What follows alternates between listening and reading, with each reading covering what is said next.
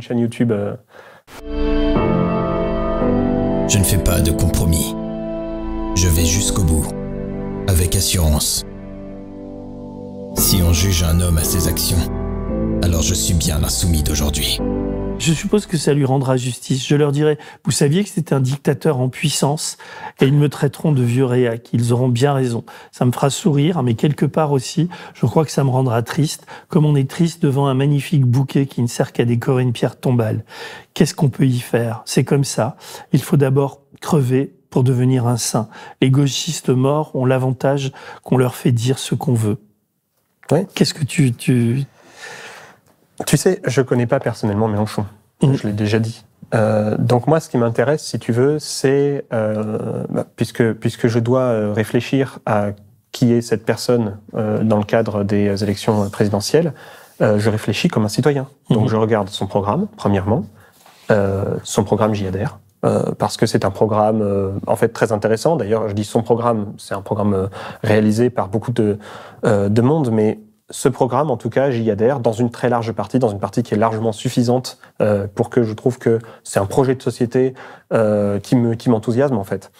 Maintenant, la question, c'est est-ce que lui, président de la République, appliquera le programme? C'est-à-dire, quelle confiance j'ai en la loyauté de ce mec? Donc, je regarde sa carrière politique.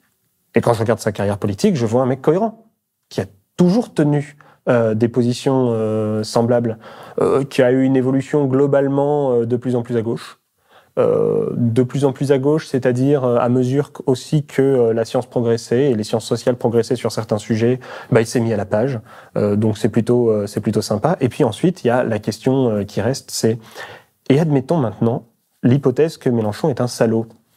Et que si on vote pour lui, il va s'empresser de nous trahir tous et d'appliquer une politique macroniste. Donc moi, je juge un pari aux prémices, pas aux résultats, parce que c'est la théorie des jeux. Donc, j'ai donc le choix entre, admettons, Mélenchon, Macron, mettons Le Pen et puis un LR quelconque, remettons Fillon pour nous replacer dans un contexte très 2017. Voilà. Fillon, lui, il va être loyal à son programme.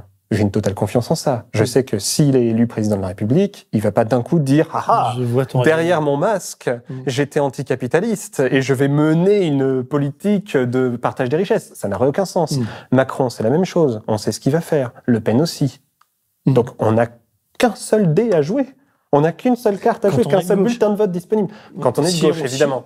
Sauf si on aime être exploité, on aime être... si on est raciste, si on évidemment.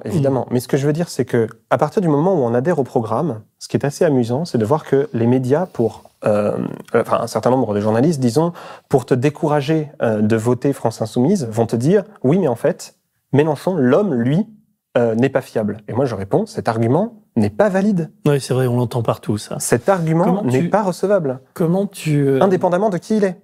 C'est ça qui est drôle. Comment tu